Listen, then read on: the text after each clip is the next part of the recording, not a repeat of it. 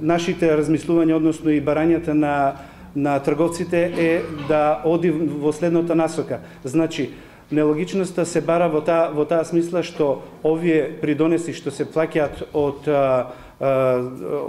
продажбата 0,05% од вкупниот промет на компанијата, всушност немаат, според трговците, немаат некоја логика, затоа што по други основи тие при годишниот промет на своите производи, при давањето на завршни сметки према ДДВ и така натаму, веќе плаќаат определен надомест, што е содржано во другите законски прописи.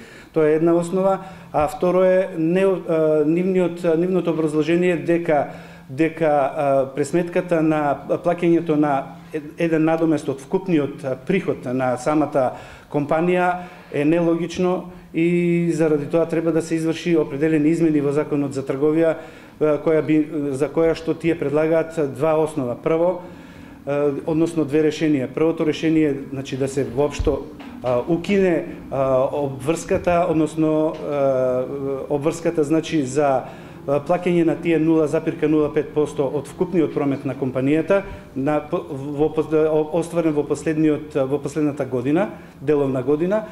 А втората алтернатива е доколку тоа не е можно, односно доколку се направени подетални анализи, значи тие 0,05% да бидат всушност од продажбата на прометот од алкохолните пијалаци остварен во претходната година.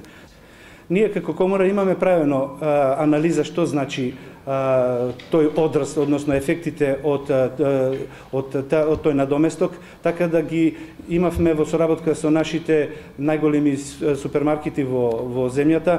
Имаме офатено анализа аналитичка во која што правевме анализа што значи прометот, надоместокот од прометот на вкупниот приход и од надоместокот од прометот на продажба на алкохолни пијалаци.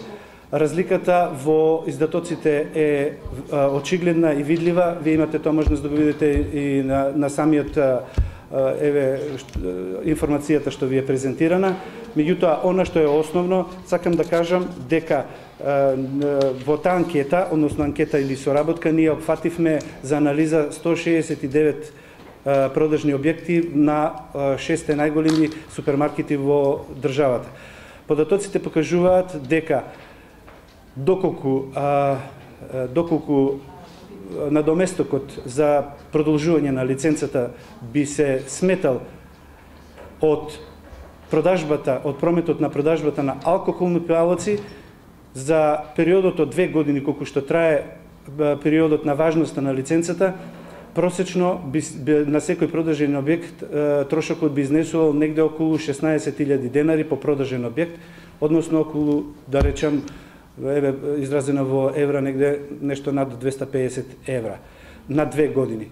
Сегашниот издатоци кои што фирмите, трговци на мало што продаваат алкохолни пијалаци, според постојниот закон имаат издаток многу поголем, тоа е негде околу 62.495 денари просечно за по продажен објект на анкетираните 6 најголеми супермаркети во државата.